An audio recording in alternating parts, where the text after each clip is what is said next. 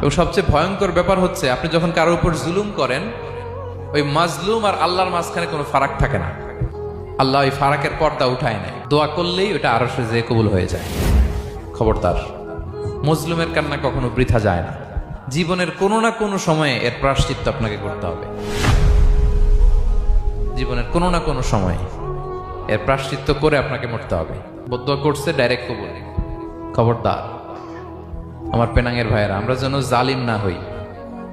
In it's any form, operation in it's any form, যেই কোনো ভাবে, যেই কোনো ক্ষেত্রে, যেই কোনো ধরনের হইতে পারে জুলুম। কাউকে আপনি ছোট্ট কোনো কাজে ঠকালেন, বন্টন নীতিতে ঠকালেন, হ্যাঁ, জমি মেরে দিয়ে ঠকালেন, আমানত মেরে দিয়ে ঠকালেন, ইন ইটস এনি ফর্ম যদি জুলুম করে থাকেন, খবরদার, মজলুমের কান্না কখনো বৃথা যায় না।